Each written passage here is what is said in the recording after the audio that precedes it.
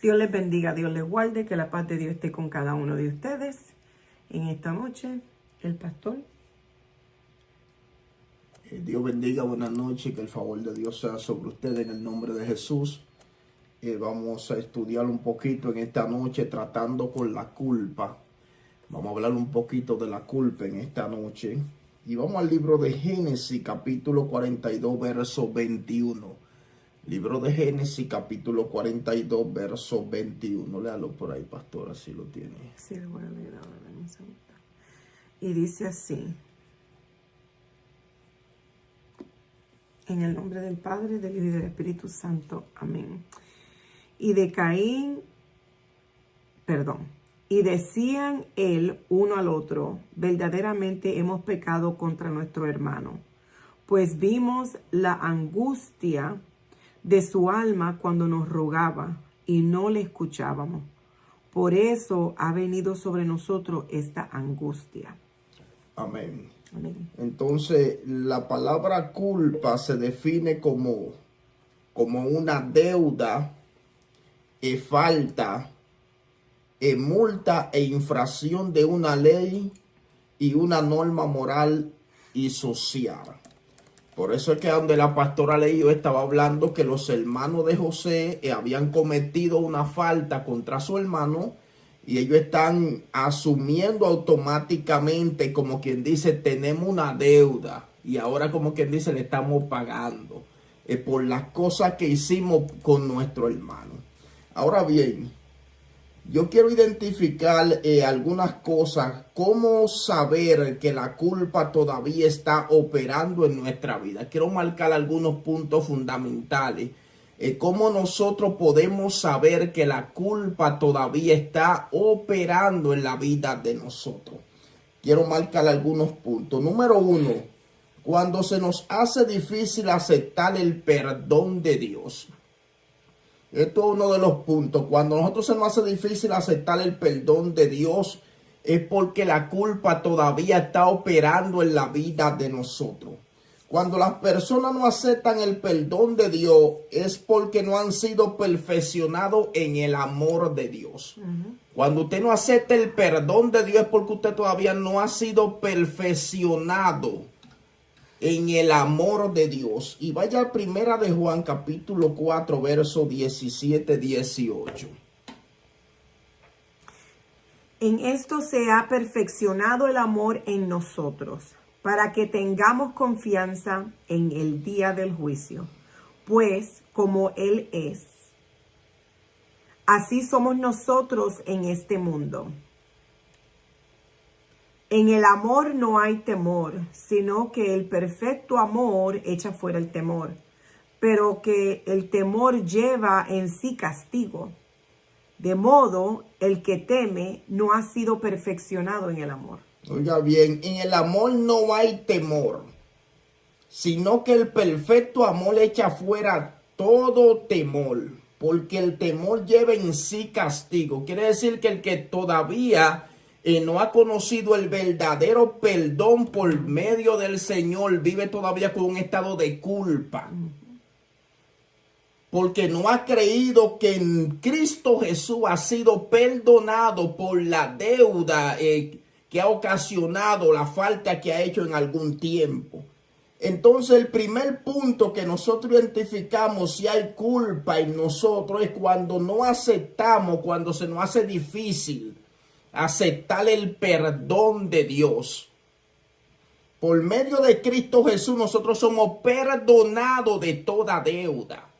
Y si la gente no entiende eso, va a vivir con un espíritu de culpa mientras vida tenga. Otro punto importante es cuando mi propia conciencia me acusa y me persigue. Ahí la culpa está operando cuando mi propia conciencia me acusa y me persigue. Nuestra conciencia puede trabajar de tres maneras aquí. Dice, cuando está limpia. Cuando la conciencia está limpia, no hay diablo que nos acuse. Cuando tenemos una conciencia limpia, es como quien dice, cuando estamos libres de falta. En Romanos 9:1, ¿qué dice, pastora? Verdad digo en Cristo, no miento. Y mi conciencia me da testimonio en el Espíritu Santo. Oiga bien como dice la verdad digo en Cristo y no miento, pero en la versión Dios habla hoy, dice Romanos 9:1, dice, como creyente que soy en Cristo, estoy diciendo la verdad, no miento. Además, mi conciencia, guiada por el Espíritu Santo, me asegura que esto es verdad. Quiere decir que cuando la conciencia de nosotros no nos está acusando por algo que hacemos, quiere decir que lo estamos haciendo bien. Pero si mi conciencia me está acusando, quiere decir que lo que estoy haciendo no está correcto. Santo es el Señor. ¿Tiene algo que decir, pastora? No. En la Dios habla hoy, primera de Juan capítulo 3, verso 19 al 21, ¿qué dice?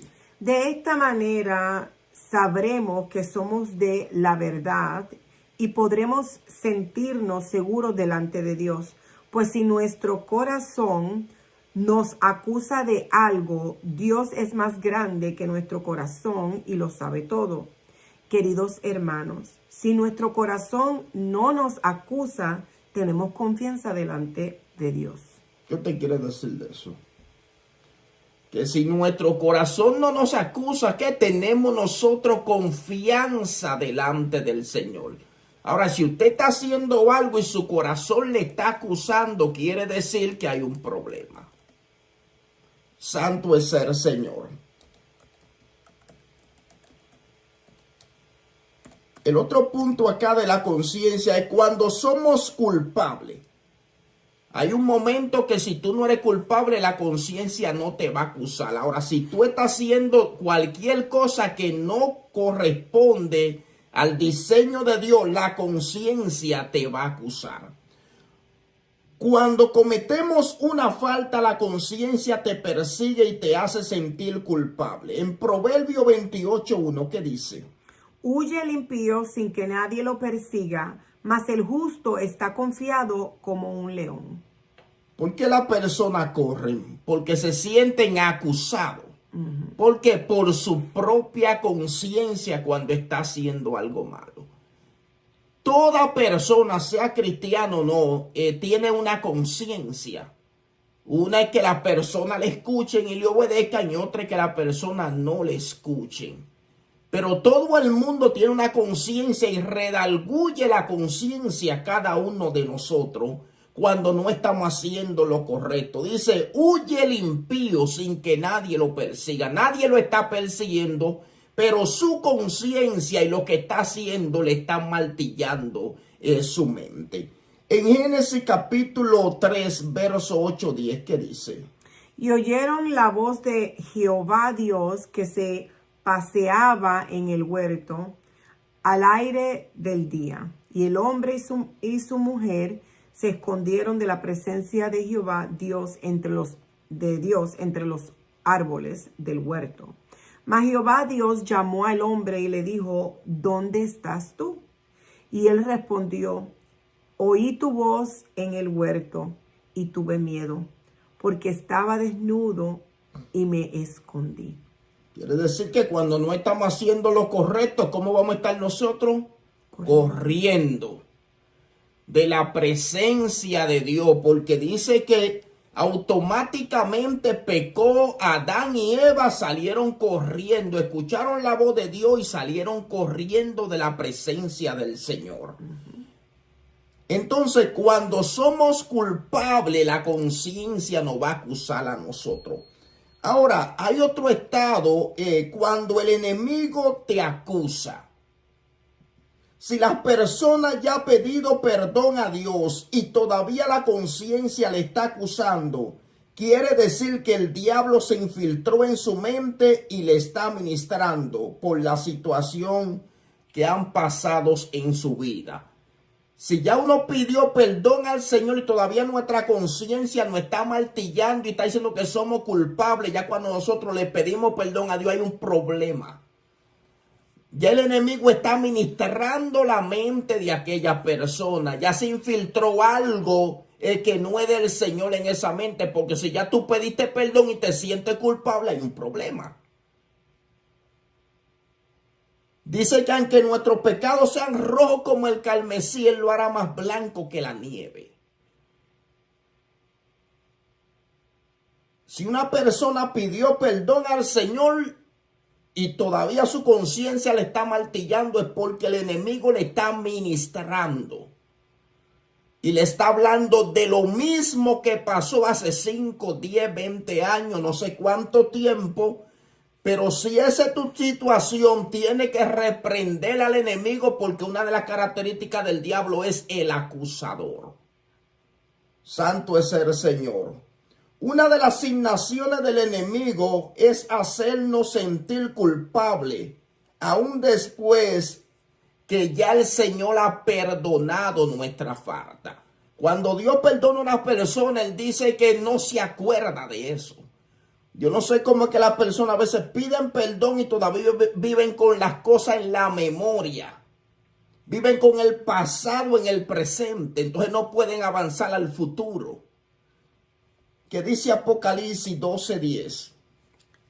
Entonces oí una gran voz en el cielo que decía: ahora ha venido la salvación, el poder y el reino de nuestro Dios, y la autoridad de su Cristo, porque ha sido lanzado fuera al acusador de nuestros hermanos, el cual los acusaba delante de nuestro Dios día y noche. ¿Cuál es el trabajo de Satanás? Acusarnos día y noche. Acusarnos día y noche. Es el trabajo del diablo, acusar a los hijos de Dios día y noche. Sea culpable o no sea culpable, el enemigo te va a acusar. Pero es mejor que te acuses sin tú ser culpable. Porque Él no puede acusar si cometemos falta también. Pero dice que el enemigo está acusando a los hijos de Dios de día y de noche. Y también que acusa nuestra vida por medio de la conciencia, autoministrándonos a nosotros mismos. ¿Qué dice 2 Corintios capítulo 2, verso 11? Para que Satanás no gane ventaja alguno sobre nosotros, pues no ignoremos sus maquinaciones. No podemos ignorar que cuando el diablo nos está ministrando a nuestra mente. Nosotros como hijos de Dios tenemos que entender cuándo el diablo está hablando y cuándo Dios no está hablando. A veces la gente escucha más la voz de las tinieblas que la misma voz de Dios. Porque siempre está escuchando lo malo. Y se aferra a lo malo. Y su mente está ¿qué? Atada a lo malo. Si usted quiere saber cuándo el diablo le está hablando, el diablo nunca le va a decir nada bueno, el Señor lo reprenda. Si usted quiere conocer la voz del enemigo, entonces la gente vive aferrado a la voz de las tinieblas. Y nosotros no podemos dejar que el enemigo nos esté ministrando nuestros oídos y hablando a nuestra mente. Dice, para que Satanás no gane ventaja alguna sobre nosotros. Pues no nos hagamos lo loco cuando el diablo nos esté hablando a la mente, al oído. No perdone, no ame, está amargo, vive depresivo. Causa división, causa problemas. Ese es rebelde, eso es el diablo que le está hablando a la gente. Dios no es que está ahí metido.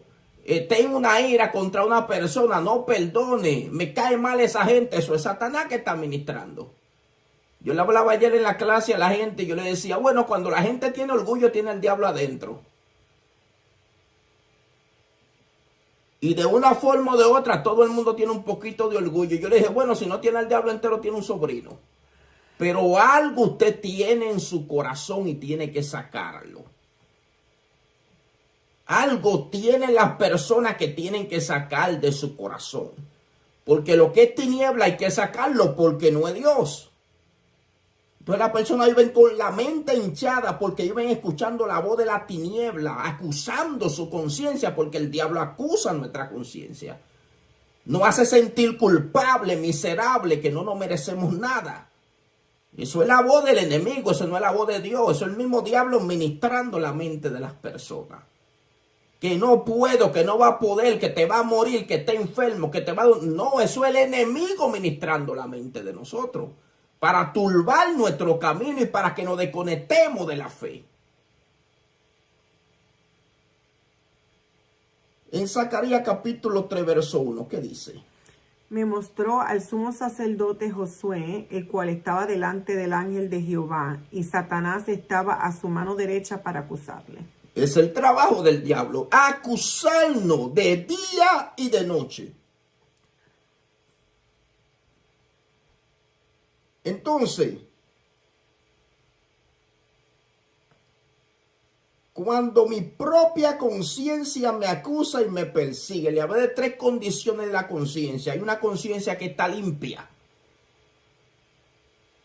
Y cuando está limpia es que no se siente acusada porque el Espíritu Santo le está guiando. Dice, verdad digo en Cristo y mi corazón y mi conciencia no miente.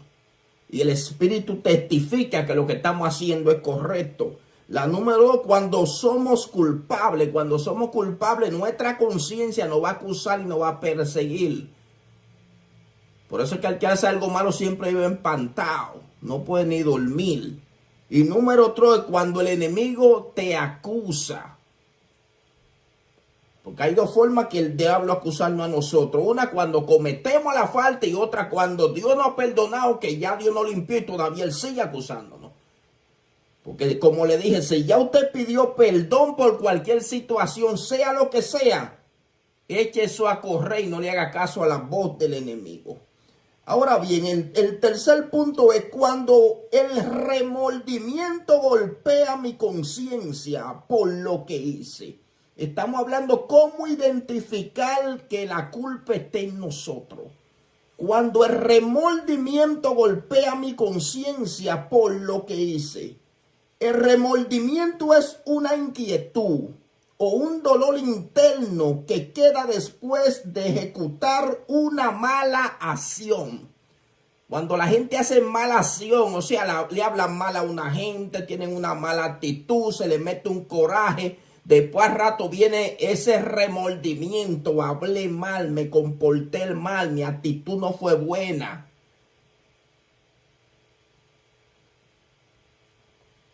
La Dios habla hoy, Génesis 50:15, ¿qué dice? Como Jacob había muerto, los hermanos de José pensaron, tal vez José nos odia. Y se va a vengar de todo el mal que le hicimos. ¿Cómo es? Y se va a vengar. ¿Qué le vino a estos muchachos? Un remordimiento. Porque lo tiraron a una cisterna, lo golpearon, lo vendieron. Y ya José es faraón, el segundo después del faraón. Y ellos están allá en la casa real y hoy están diciendo, ahora se murió Jacob, ahora hay un problema con nosotros.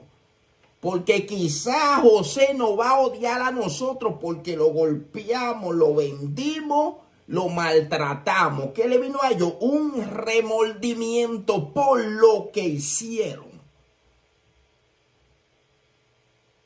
Entonces, cuando tenemos remordimiento por lo que hicimos, es porque la culpa está operando en nosotros.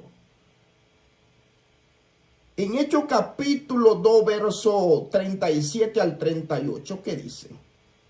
Al oír esto, se compungieron de corazón y dijeron a Pedro y a los otros apóstoles, varones hermanos, ¿qué haremos? Pedro les dijo, arrepentíos y bautícese cada uno de vosotros en el nombre de Jesucristo para perdón de los pecados y recibiréis el don del Espíritu Santo. Amén. Ahí están arrepentidos. Le vino un remordimiento cuando el apóstol Pedro terminó de predicar.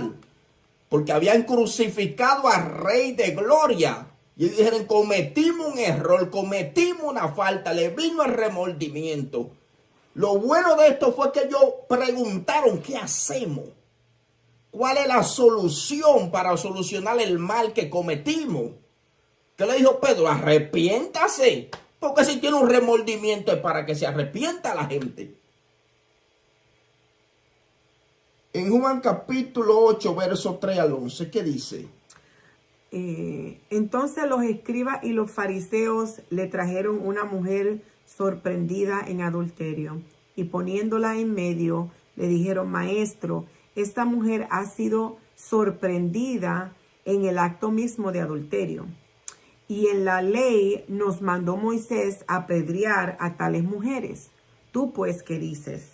Mas esto decían tentándole para poder acusarle.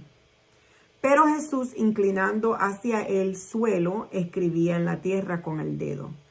Y como insistieran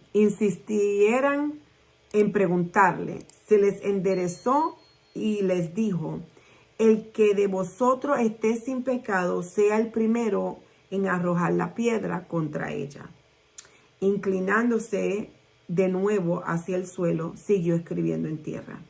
Pero ellos, al oír esto, acusados por su conciencia, salían uno a uno, comenzando desde el más viejo hasta los postreros.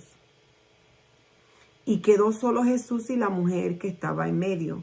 Enderezándose Jesús y no viendo a nadie sino a la mujer, le dijo: Mujer, ¿dónde están los que te acusaban?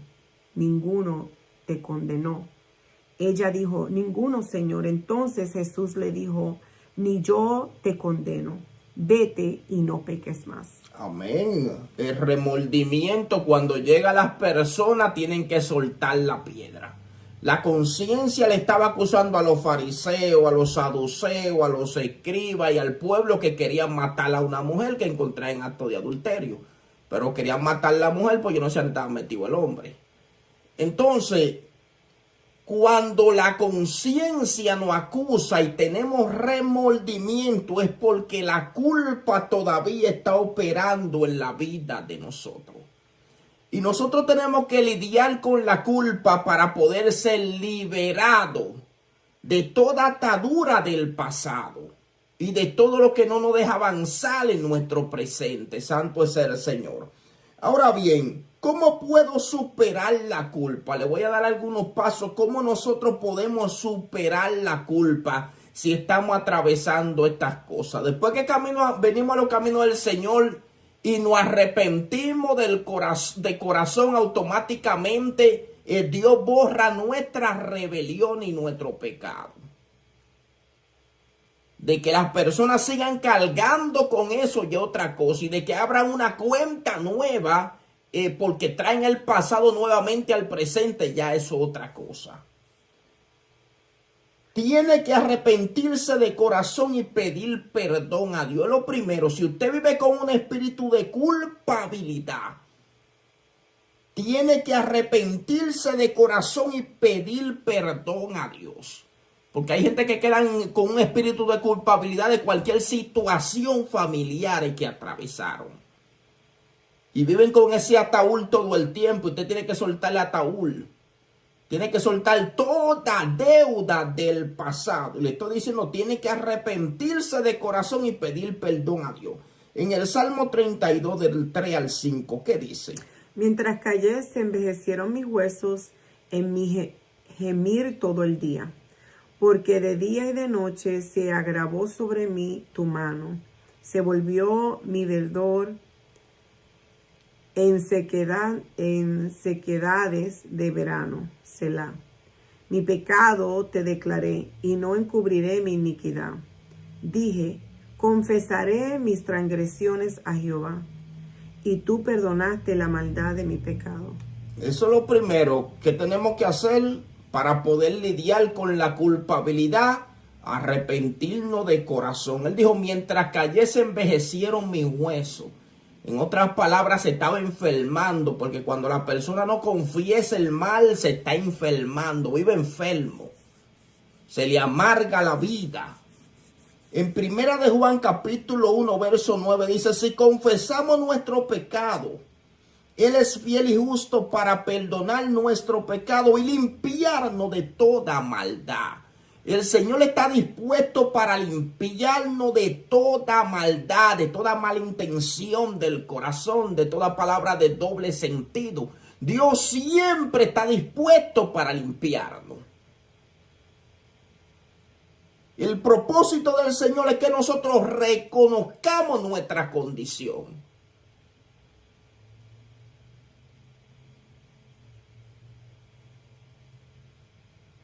tiene que romper con la autocondenación y la autoacusación y creer que fue justificado y perdonado. Hay gente que se autocondenan, pero también se autoacusan. Y en esta hora, para usted romper con el espíritu de culpabilidad, tiene que romper con esto, con esa voz que le dice: usted es culpable, usted lo hizo. Si usted se arrepintió, usted no es culpable. Ahora, si no se arrepintió, arrepiéntase, le estoy diciendo primero. Porque lo primero que tenemos que hacer es arrepentirnos para quitar que la autoacusación, para que tu conciencia y el diablo no te acuse.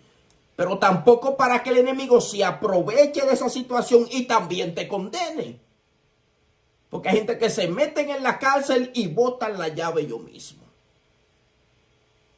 Yo lo hice, yo soy culpable, no merezco el perdón, no merezco nada del Señor. ¿Quién te dijo a ti? Es una locura diabólica. En Romanos capítulo 8, versos 31 al 35, mire qué dice el Señor para nosotros. Léalo. Dice: ¿qué pues diremos a esto? Si Dios es por nosotros, ¿quién contra nosotros? El que no escatimó ni a su propio Hijo, sino que lo entregó por todos nosotros, ¿cómo no nos dará también con él todas las cosas? ¿Quién acusará a los escogidos de Dios? Dios es el que justifica. ¿Quién es el que condenará? Cristo es el que murió, más aún el que también resucitó, y el que además de esta, a la diestra de Dios, el que también intercede por nosotros. ¿Quién nos separará del amor de Cristo? ¿Tribulación o angustia o persecución o hambre o desnudez o peligro o espada? Oiga bien, ahí el verso 36, 33, un verso clave. ¿Quién acusará a los escogidos de Dios? Dios es quien justifica. ¿Quién es el que lo condenará? Quiere decir que si Dios te justificó, nadie te puede acusar. ¿Quién es el que lo condenará? Cristo fue el que murió por nosotros. Entonces nosotros tenemos que agarrar esta palabra y ponerla en práctica. Cuando el diablo te esté acusando, tiene que decir: ¿quién acusará a los escogidos de Dios? Dios es el que justifica. ¿Y quién es el que lo condenará? Cristo es el que murió, más aún el que también resucitó y el que intercede por nosotros delante del Padre. Entonces nosotros como hijos de Dios no podemos vivir una vida de autocondenación, pero también de autoacusación. Hay gente que tiene esto y esto no es correcto. Santo es el Señor. Hay gente que le pasó situaciones familiares y todavía viven con la carga. Viven con esas cosas todavía, hoy presente, y pasaron 10, 15, 20 años. Fue por mi culpa que pasó esto. Si yo hubiese sido esto, no había pasado esto. No, suelte la culpabilidad de usted. Santo es el Señor. Ya ve que está como frisado allá. Sí, está frisado. Entonces es necesario que nosotros como hijos de Dios entendamos lo que Dios está diciendo, que el diablo no te puede acusar, pero que tampoco te puede condenar. En Romanos capítulo 8, verso 1, ¿qué dice?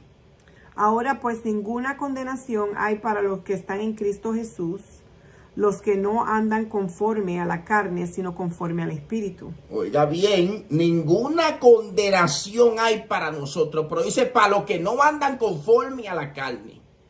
Para los que no andan haciendo poca vergüenza, no hay condenación. Si la gente anda vuelto loco y haciendo lo que sea, sí hay condenación. Porque la paga del pecado se llama la muerte. Pero está diciendo ninguna condenación. Si andamos derecho nosotros haciendo lo correcto, no hay condenación para nosotros. Santo es el Señor. En Romanos capítulo 5, verso 1 dice: justificado pues por la fe, tenemos paz para con Dios por medio de nuestro Señor Jesucristo. Santo es el Señor.